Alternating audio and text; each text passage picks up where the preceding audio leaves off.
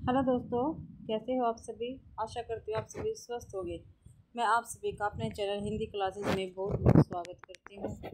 तो भाई हम आज अंधा युग नाटक करने जा रहे हैं। ठीक, और ये किसका है? धर्मवीर भारती का है।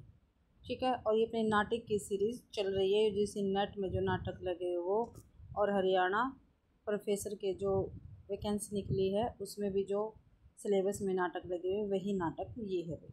तो आज हम अंधा युग करेंगे, धर्मवीर भारती का है। ठीक है, अंधा युग का प्रकाशन भी 1955 ईस्वी में हुआ था। महाभारत कालीन युद्ध की पृष्ठभूमि में लिखा यह 5 अंकों का नाटक आधुनिक समय में भी युद्ध की त्रासदी का चित्रण करता है। ठीक है, ये भाई देखो महाभारत कालीन युद्ध की पृष्ठ पर लिखा गया है। जो महाभारत काल का युद्ध हुआ था उसकी पृष्ठभूमि पर ये लिखा गया है, और 5 अंकों का नाटक है। कितने अंकों का है? 5 अंकों का नाटक है। आपको याद रखना जितने भी अंक है वो हर एक नाटक के पूछे जाएंगे फिर। ठीक है, अपने आधुनिक संदर्भ में यह कर्म तथा भाग्य एवं आस्था तथा अनास्था के द्वंद्व का भी चित्रण करता है।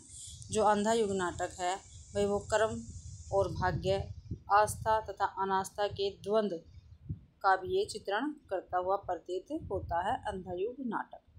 अनुक्रम, इसके जो 5 अंक हैं उनका अनुक्रम भाई। ठीक है, और पेपर में पूछे जाते हैं।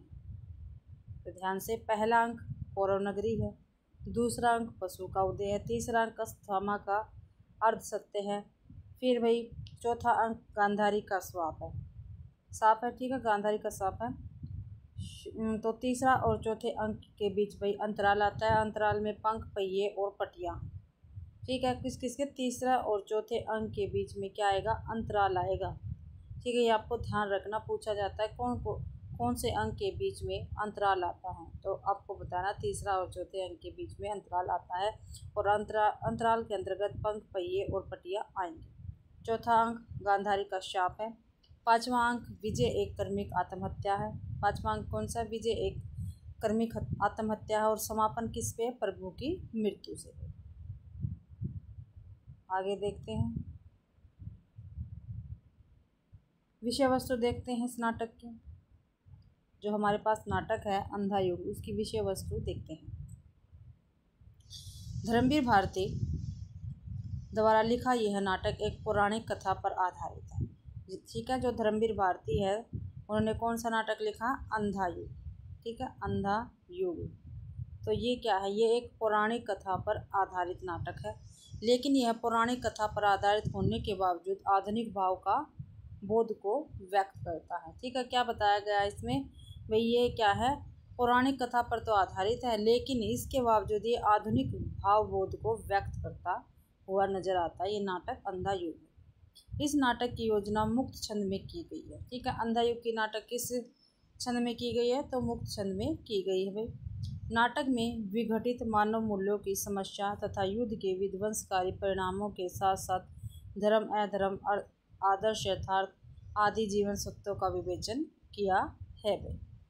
नाटक की भूमिका में धर्मवीर भारती लिखते हैं भाई। देखो जितने भी नाटक है, नाटक के हमारे उपन्यास है, कहानियाँ हैं, ठीक है, अन्य विधाएँ हैं, निबंध है, जो भी है उसकी भूमिका काफ़ी महत्वपूर्ण होती है, और भूमिका में से भी क्वेश्चन हमारा बनता है। तो धर्मवीर भारती क्या लिखते हैं अंधा युग की भूमिका में? पर एक नशा होता है, अंधकार के गरजते महासागर की चुनौती। इस नशे में इतनी गहरी वेदना और इतना तीखा सुख घुला मिला रहता है कि उसके आस्वादन के लिए मन बेबस हो उठता है। ठीक है, ये अंधा युग की क्या है? अंधा युग के विषय में धर्मवीर भारती ने लिखा है। ठीक है, आपको ध्यान रखना, दोबारा से पढ़ के बताती है। पर एक नशा होता है, अंधकार के गरजते महासागर की चुनौती।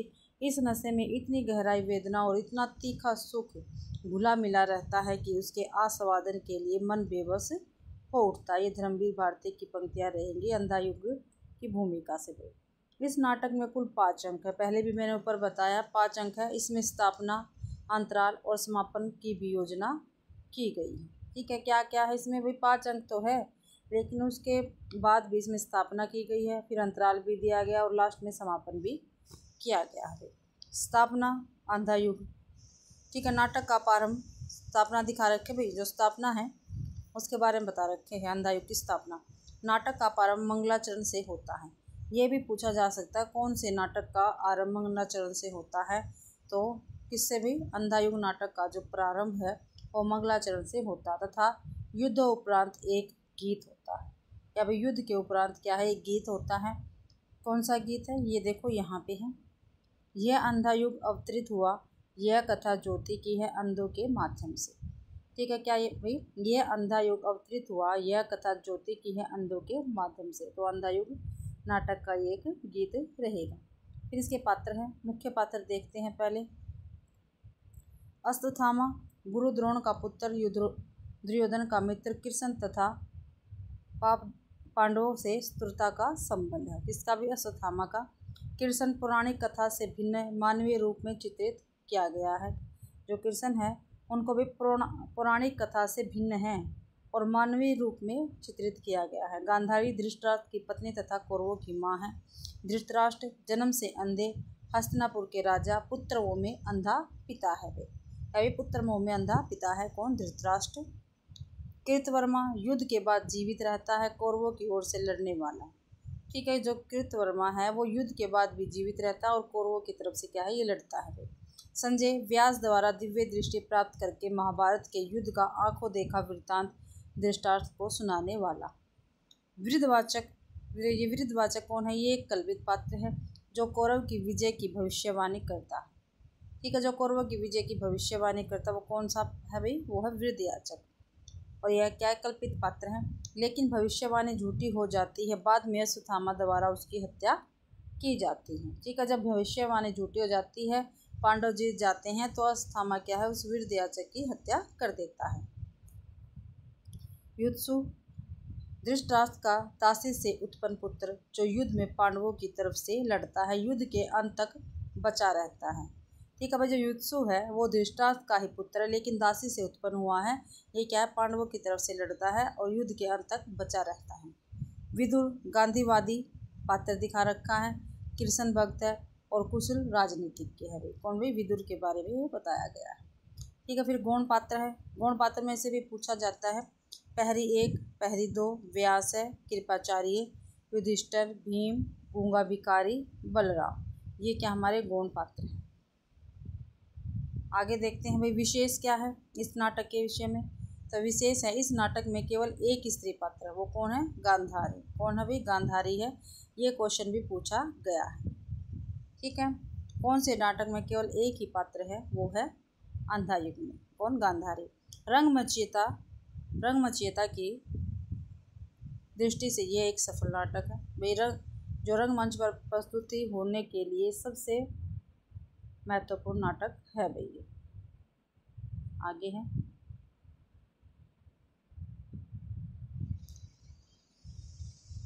वक्ता, श्रोता तथा शैली में नाटक की रचना हुई है। क्या भाई, वक्ता है एक श्रोता है। ठीक है, इस शैली में क्या इस नाटक की रचना हुई गई है, यानी संवाद के माध्यम से।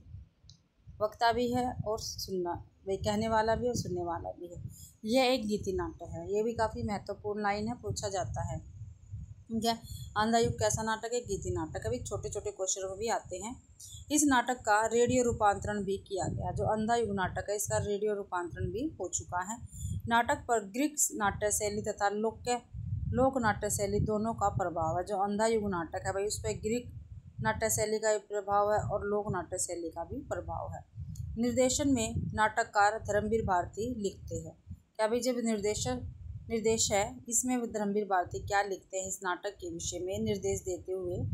दो पहरी जो घटना और स्थितियों पर अपनी व्याख्यान देते चलते हैं, वह बहुत कुछ ग्रीक कोरस के निम्न वर्ग के पात्रों की भांति है भाई। ये धर्मवीर भारती ने कहा है अंधायुग के विषय में। दो पहरी है जो घटना और स्थितियों पर अपनी व्याख्या देते चलते हैं, वह बहुत कुछ ग्रीक कोरस के निम्न वर्ग के पात्रों की भांति है। आगे है, दृश्य परिवर्तन या अंक परिवर्तन के समय कथा गायन की योजना है। ठीक है, जो अंधायुग नाटक है उसमें जब दृश्य परिवर्तन होता है या भी अंक परिवर्तन होता है, यानी खत्म होके दूसरा अंक स्टार्ट होता है, तो क्या है उसमें कथा गायन की योजना है। ठीक है, एक गायन होता है, कथा का गायन किया जाता है। यह लोक नाट्य परंपरा से ली गई है। ठीक है, ये क्या है, ये ये क्या है, लोक नाट्य परंपरा से ली गई है। अब कथासार है, पहला अंक है भाई, अंधा युग का कथासार कर रहे हैं हम। पहला अंक है, पहला अंक कौन सा है, कौरव नगरी है भाई। ध्यान दे के करना क्लास को, क्योंकि एक एक लाइन में से हमारा क्वेश्चन बनेगा। पहला अंक है कौरव नगरी। इस अंक का आरंभ कथा गायन से होता है, जिसमें युद्ध में कौरव पांडव द्वारा किए गए अमर्यादित आचरण और व्यवहार का उल्लेख किया गया है। युद्ध के अंतिम दिन दोपहरी कौरव महलों में राज नाश और कुल नाश का बोध करते हुए बातचीत कर रहे हैं। तभी गिद्धों की टोली उड़ती आती है, जो उन्हें अपशुकुन सूचना लगती है। तभी विदुर द्वारा धृतराष्ट्र और गांधारी के बीच मर्यादा पालन को लेकर संवाद होता है। ये पहले अंक में भी सारी बातें। इस संवाद में गांधारी आवेश में आकर कृष्ण को धोखेबाज और मर्यादा का हत्यारा कहती है। क्या भी कृष्ण को क्या कहती है, धोखेबाज है और ये मर्यादा का हत्यारा। कौन कहती है, गांधारी कहती है। तभी वृद्ध याचक आता है। तो पहले अंक में कौन आया, वृद्ध याचक भी आया है, ठीक है। और संवाद किस किस का बताया है, धृतराष्ट्र और गांधारी का, विदुर का, धृतराष्ट्र का और गांधारी का संवाद बताया है। और पहले ही अंक में क्या है, वृद्ध याचक आता है। और पहले ही अंक में क्या है भाई, जो गांधारी है आवेश में आकर कृष्ण को धोखेबाज और मर्यादा का हत्यारा कहती है। और भाई जो गिद्धों की बात है, गिद्धों की टोली उड़ती है, वो भी पहले ही अंक में आते हैं। और दो पहरियों की बात भी क्या है, पहले ही अंक में हुई है भाई।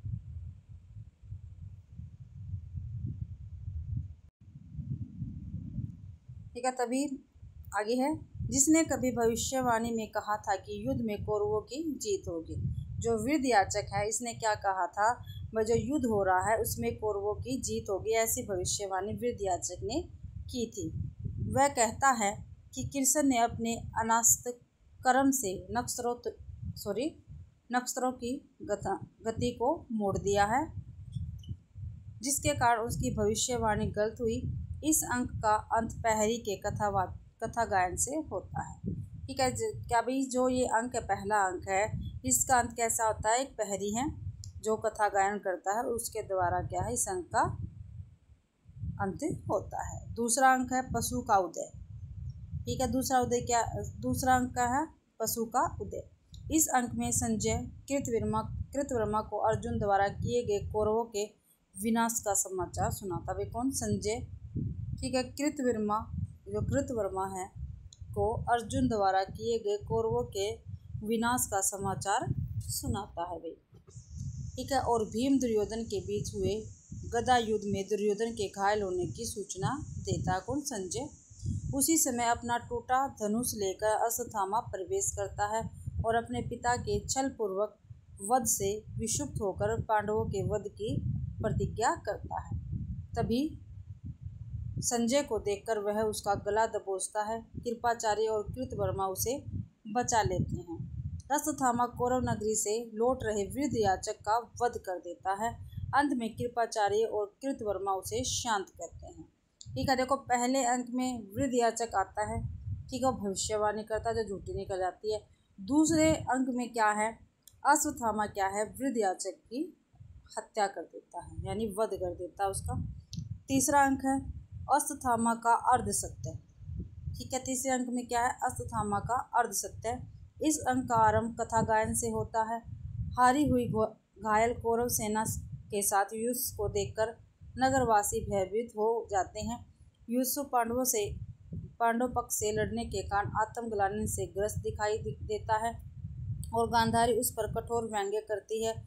तभी संजय दुर्योधन की पराजय का समाचार लाता है। दुर्योधन का पांडवों द्वारा अनैतिक रूप से वध किए जाने पर अश्वत्थामा पांडवों के वध का प्रण करता है और कौरव सेना का प्रधान सेनापति बनता है।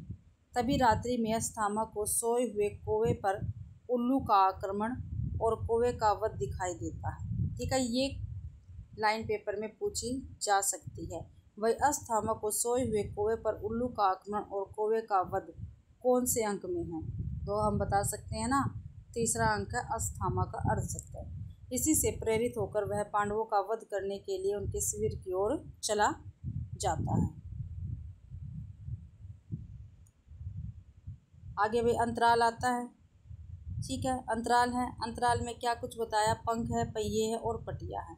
ठीक है, यहाँ अश्वत्थामा द्वारा मारे गए वृद्धयाचक की आत्मा प्रवेश करती है। युधिष्ठिर, संजय, विदुर आदि पात्र प्रेतात्मा के पीछे खड़े होकर अपनी अपनी आंतरिक असंगतियों से उत्पन्न पीड़ा को व्यक्त करने लगते हैं। अंत में महादेव भीषण रूप में अश्वत्थामा को पांडव शिविर में प्रवेश करने से रोकता है। कौन भाई? महादेव के बारे में बताया गया है अंतराल में, और प्रेतात्मा के वृद्धयाचक की जो प्रेतात्मा उसके बारे में। चौथा अंक है गांधारी का शाप। तो इस अंक में महादेव को प्रसन्न कर अश्वत्थामा पांडव शिविर में प्रवेश कर पांडव पुत्रों के साथ अन्य महारथी तथा सैनिकों का वध कर देता है। यह सुनकर गांधारी प्रसन्न हो जाती है, लेकिन दुर्योधन की मृत्यु का समाचार पाकर वह मूर्छित हो जाती है। अंक के बीच में आए कथा गायन द्वारा कौरवों के तर्पण के लिए युधिष्ठिर, धृतराष्ट्र, संजय, विदुर आदि युद्ध भूमि की ओर जाते हैं। अर्जुन के बाणों से घायल अश्वत्थामा ब्रह्मास्त्र का प्रयोग करता है। कृष्ण के कहने पर अर्जुन भी ब्रह्मास्त्र चलाता है। तभी व्यास आकर दोनों को अपना अस्त्र लौटाने को कहते हैं। अर्जुन तो अस्त्र लौटा लेता है, किंतु अश्वत्थामा अपना ब्रह्मास्त्र उत्तरा के गर्भ पर चला देता है, जिसे कृष्ण अपनी शक्ति से बचा लेते हैं। अश्वत्थामा पर क्रोधित होकर कृष्ण शाप देते हैं कि पीप घाव से युक्त शरीर लेकर अनंत काल तक दुर्गम स्थानों पर भटकता रहेगा। युद्ध भूमि में गांधारी दुर्योधन के अस्थि पिंजर को देखकर कृष्ण को शाप देती है कि तुम स्वयं अपने वंश का विनाश करके किसी साधारण व्याध के हाथों मारे जाओगे। तो ये क्या है? ये हमारे चौथे अंक में है गांधारी के शाप में। तो आप एक एक लाइन को अच्छी तरह से पढ़ लेना, पेपर में पूछी जाएगी भाई। पांचवा अंक है विजय एक कर्मिक हत्या। क्या है भाई? पांचवें अंक में विजय एक कर्मिक हत्या। इस अंक में कथानायक पांडव राज्य की स्थापना का उल्लेख करता है। ठीक है, क्या भी? पांडव राज्य की स्थापना का उल्लेख किसमें है? पांचवें अंक में विजय एक कर्मिक हत्या में। युधिष्ठिर का राज्याभिषेक हो गया। भीम के कटु वचनों से मर्माहत होकर धृतराष्ट्र तथा गांधारी वन चले गए। युधिष्ठिर अपमानित होकर भाले से आत्महत्या का प्रयास करता है, किंतु सफल नहीं होता। कुंती, गांधारी और धृतराष्ट्र भीषण दावाग्नि में भस्म हो जाते हैं। फिर है भाई समापन। समापन किससे होता है? प्रभु की मृत्यु से। ठीक है, समापन में कृष्ण की मृत्यु की घटना का उल्लेख है। झाड़ी के पीछे से जय नाम का व्याध, क्या नाम है? जय नाम का व्याध कृष्ण के बाएं पैर पर मृग का मुख समझकर बाण चला देते हैं। कौन से पैर पर है? बाएं पैर पर। अश्वत्थामा को लगता है कि प्रभु ने प्रसन्न होकर अपने रक्त से उसकी पीड़ा को व्यक्त किया है। उसके मन में प्रभु के प्रति आस्था का उदय होता है। व्याध के कथन से स्पष्ट होता है कि अंधे युग में प्रभु का अंश निष्क्रिय, क्या भी? अंधे युग में प्रभु का अंश निष्क्रिय यानी संजय, आत्मघाती, युधिष्ठिर और विगलित रहेगा तथा उनका दूसरा अंश मानव मन में उस मंगलकारी समय में निवास करेगा जो ध्वंस पर नूतन निर्माण करेगा। नूतन सर्जन निर्भयता, साहस और मर्यादा युक्त आचरण में प्रभु बार बार जीवित हो उठेंगे। वही ये काफ़ी महत्वपूर्ण पंक्ति है, यहाँ से लेकर यहाँ तक पेपर में पूछी जा सकती है। अब इसके प्रमुख उदाहरण। ठीक है, पहले अंक से देखते हैं कौन कौन से उदाहरण है भाई। इससे पहले अंक से टुकड़े टुकड़े हो बिखर चुकी मर्यादा, उसको दोनों ही पक्षों ने तोड़ा। पांडव ने कुछ कम, कौरवों ने कुछ ज़्यादा। काफ़ी महत्वपूर्ण लाइनें हैं। टुकड़े टुकड़े हो बिखर चुकी मर्यादा, उसको दोनों पक्षों ने तोड़ा। पांडव ने कुछ कम, कौरवों ने कुछ ज़्यादा भी। आगे है दोनों ही पक्षों में जीता अंधापन। भय का अंधापन, ममता का अंधापन, अधिकारों का अंधापन जीत गया। जो कुछ सुंदर था, शुभ था, कोमलतम था, वह हार गया। द्वापर युग बीत गया। कथा गायन है भाई ये। 17 दिनों के लोमहर्ष संग्राम में, कितने दिनों का था भाई संग्राम? 17 दिनों का। भाले हमारे ये, ढाले हमारे ये, निरर्थक पड़ी रही, अंगों पर बोझ बने। रक्षक थे हम केवल, लेकिन रक्षणीय कुछ भी नहीं था यहाँ। ये है पहले ही अंक से है भाई। और किसका है ये? किसी का भी देखते हैं। अंधे राजा की प्रजा कहाँ तक देखे। ये पहरी 1 और पहरी 2 क्या है, आपस में बातचीत करते तब कहते हैं, पहले ही अंक में है भाई, अंधे राजा की प्रजा कहाँ तक देखे। आगे है संस्कृति थी एक बूढ़े और अंधे की, जिसकी संतानों ने महायुद्ध घोषित किए, जिसके अंधेपन में मर्यादा गलित अंगवेशा सी प्रजाजनों को भी रोगी बनाती फिरी। उस अंधी संस्कृति, उस रोगी मर्यादा की रक्षा हम करते रहे 17 दिन। ठीक है, ये एक ही है भाई उदाहरण। आगे है, जीवन के अर्थहीन सूने गलियारे में पहरा दे देकर अब थके हुए हैं हम, अब चुके हुए हैं हम, पहरी दो पहरी एक से भाई। ठीक है भाई, आगे है, भीष्म ने कहा था, गुरु द्रोण ने कहा था, इसी अंतपुर में आकर कृष्ण ने कहा था, मर्यादा मत तोड़ो, तोड़ी हुई मर्यादा कुचले हुए अजगर सी। ठीक है, देखो भाई किस ने कहा था, भीष्म ने कहा था, पूछा जा सकता है किस ने कहा भाई मर्यादा मत तोड़ो। भीष्म ने कहा था, गुरु द्रोण ने कहा था, कृष्ण ने कहा था। ठीक है, तीनों ने कहा था। ठीक है, भीष्म ने कहा था, गुरु द्रोण ने कहा था, इसी अंतपुर में आकर कृष्ण ने कहा था, मर्यादा मत तोड़ो, तोड़ी हुई मर्यादा कुचले हुए अजगर सी मुजलिका में गौरव वंश को लपेटकर सूखी लकड़ी सा तोड़ डालेगी। ये विदुर कहते हैं धृतराष्ट्र से। पर वह संसार स्वतः अपने अंधेपन से उपजा था। कौरव जो मेरी मासलता से उपजे थे, वे ही थे अंतिम सत्य। मेरी ममता ही वहाँ नीति थी, मर्यादा थी।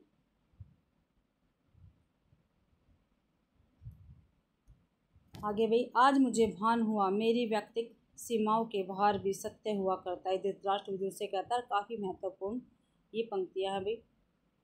आज मुझे भान हुआ मेरी व्यक्तिक सीमाओं के बाहर भी सत्य हुआ करता था। ये धृतराष्ट्र की पंक्तियां हैं, वो विदुर से कहते हैं। प्रभु ने कहा था, वह ज्ञान जो समर्पित नहीं, अधूरा है, मनोवृद्धि तुम अर्पित कर दो मुझे। भय से मुक्त होकर तुम प्राप्त मुझे ही होगे, इसमें संदेह नहीं। ये विदुर कहते हैं धृतराष्ट्र से। मैंने यह बाहर का वस्तु जगत, क्या भाई मैंने यह बाहर का वस्तु जगत अच्छी तरह जाना था। धर्म नीति मर्यादा यह सब केवल आडंबर मात्र। मैंने यह बार बार देखा था, निर्णय के क्षण में विवेक और मर्यादा व्यर्थ सिद्ध होते आए सदा।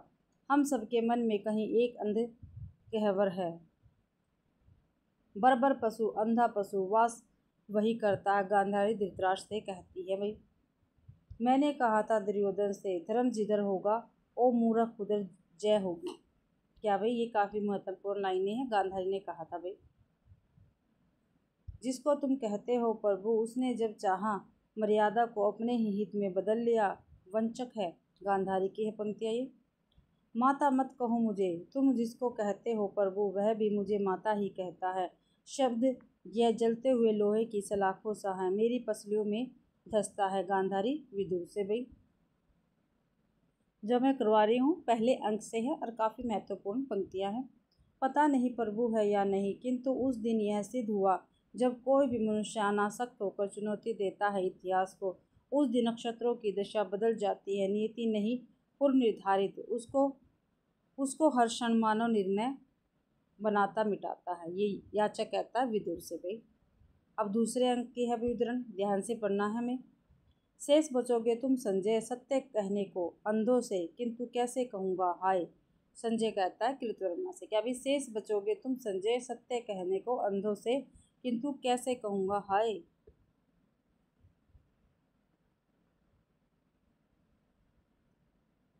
नेक्स्ट है भाई, सुनो द्रोण सुनो, मैं यह तुम्हारा अस्थामा कायर अस्थामा शेष हूँ अभी तक। जैसे रोगी मुर्दे के मुख में शेष रहता है गंदा कफ बासी थूक, शेष हूँ अभी तक मैं। यह अस्थामा कहता है।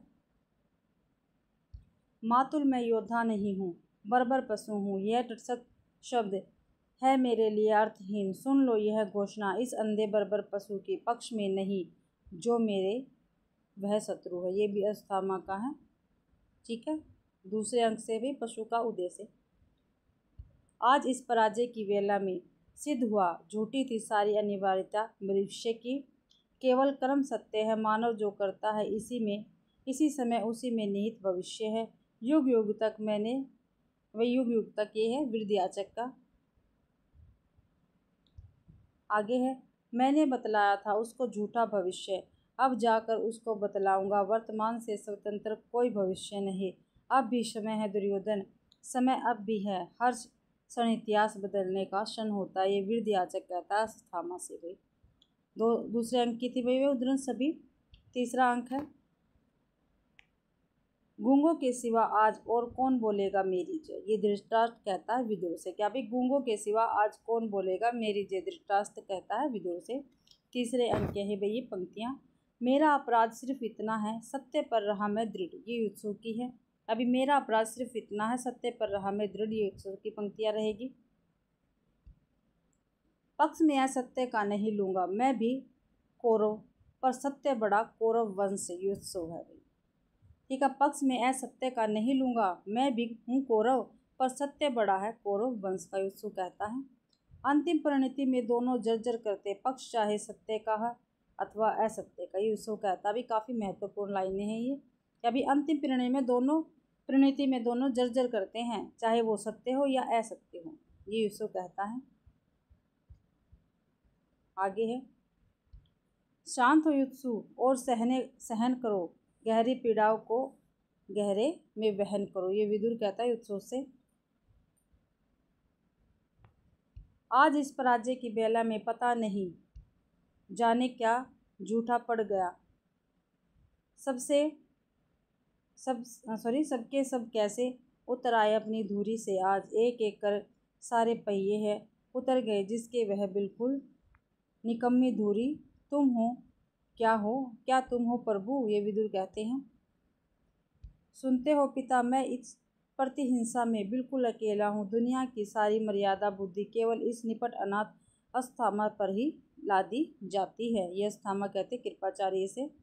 फिर अभी अंतराल से, ठीक है, तीसरे अंक से थे, अब है अंतराल से। मैंने अपनी प्रेत शक्ति से सारे प्रवाह को कथा की गति को बांध दिया है और सब पात्र अपने स्थान पर स्थिर हो गए, क्योंकि मैं चीर फाड़ कर हर एक की आंतरिक असंगति समझ सकता हूँ, ये विरधयाचक कहता है भाई। मैं हूँ युत्सु, मैं उस पहिए की तरह हूँ जो पूरे युद्ध के दौरान रथ में लगा था पर जिसे अब लगता है कि वह गलत धुरी में लगा था और मैं अपनी उस धुरी से उतर गया हूँ, युत्सु कहता है भाई। मैं संजय हूँ जो कर्मलोक से बहिष्कृत हूँ, मैं दो बड़े पहियों के बीच लगा हूँ, एक छोटा निरर्थक शोभा चक्कर हूँ, ये संजय कहता है। क्या भाई मैं संजय हूँ जो कर्मलोक से बहिष्कृत हूँ, ठीक है, यही पूछा जाता है कर्मलोक से बहिष्कृत कौन है, संजय है। मैं विदुर हूँ, कृष्ण का अनुगामी हूँ, भक्त और नीतिज्ञ हूँ।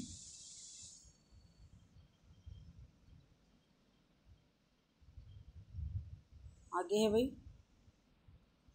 पर मेरी नीति साधारण स्तर की और युग की सारी स्थितियाँ असाधारण है और अब मेरा सवर संशयग्रस्त है, ये विदुर कहते हैं भाई, ध्यान रखना आपको।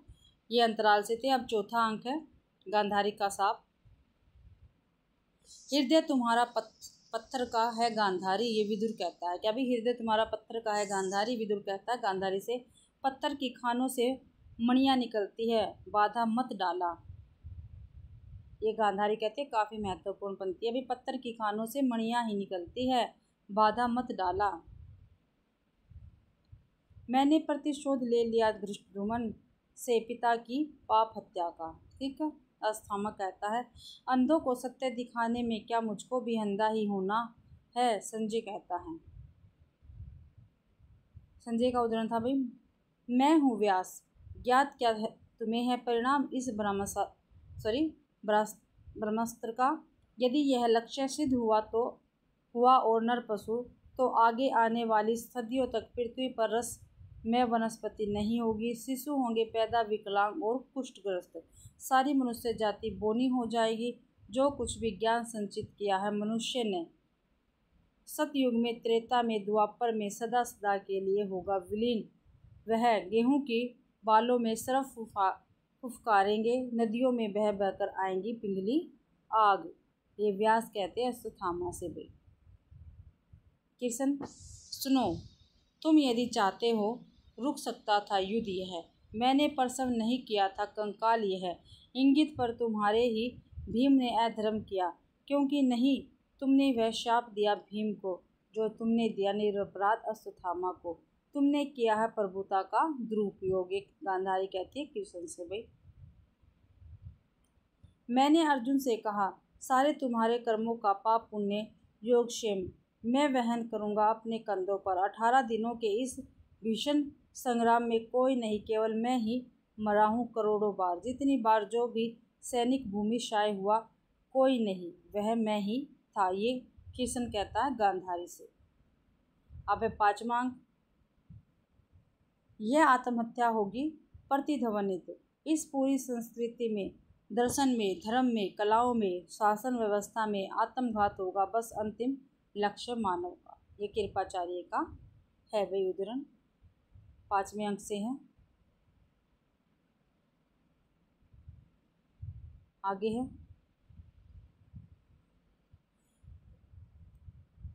शिखरों की ऊंचाई कर्म की निजता परिहार नहीं करती। ये विदुर का है भाई। तभी शिखरों की ऊंचाई कर्म की निजता का परिहार नहीं करती। और विजय क्या है? एक लंबा और धीमा और तिल तिल कर फलीभूत होने वाला आत्मघात है। ये युधिष्ठिर कहता है विदुर से। क्या भी? और विजय क्या है? काफ़ी महत्वपूर्ण पंक्तियाँ भी काफ़ी महत्वपूर्ण है। और विजय क्या है? एक लंबा और धीमा और तिल तिल कर फलीभूत होने वाला आत्मघात है। क्या है भी? विजय के विषय में कहा है युधिष्ठिर ने। समापन में, ठीक है, समापन में देखते हैं। झूठे हैं ये स्तुति वचन, ये प्रशंसा वाक्य किसने किया है? वही मैंने किया था जो पांडव शिविर में सोया हुआ नशे में डूबा व्यक्ति होता है एक सा। उसने नशे में डूबे अपने बंधुजनों की है व्यापक हत्या। ये अश्वत्थामा कहता है। आज वह सारा अभिमान मेरा टूट गया। जीवन भर रहा मैं निरपेक्ष सत्य, कर्मों में उतरा नहीं, धीरे धीरे खोदी दिव्य दृष्टि। ये संजय है, संजय का उदाहरण है भैया। अपने ही शोणित से मुझको अभिव्यक्त किया, जैसे सड़ा रक्त निकल जाने से फोड़े की टीस फटा जाती है, वैसे ही मैं अनुभव करता हूँ विंगित शोक। यह जो अनुभूति मिली है, क्या यह आस्था है? ये अश्वत्थामा का उदाहरण है भाई। सुनता हूँ किसका स्वर इन अंधलोकों में, किसको मिली है नई आस्था? नर पशु अश्वत्थामा को आस्था नामक यह घिसा हुआ सिक्का अब मिला अश्वत्थामा को, जिसे नकली और खोटा समझकर मैं कूड़े पर फेंक चुका हूँ वर्षों पहले। युत्सु कहता है भाई, पर मैं तो निष्क्रिय हूँ, निरपेक्ष सत्य मार नहीं पाता, बचा नहीं पाता हूँ, कर्म से पृथक हूँ, खोता जाता हूँ कर्मशः अर्थ और अस्तित्व। ये भाई संजय कहते हैं युत्सु से। आगे है, किया मैंने वध, क्या भी किया मैंने वध, किंतु हाथ मेरे नहीं थे वे, हृदय मेरा नहीं था वह।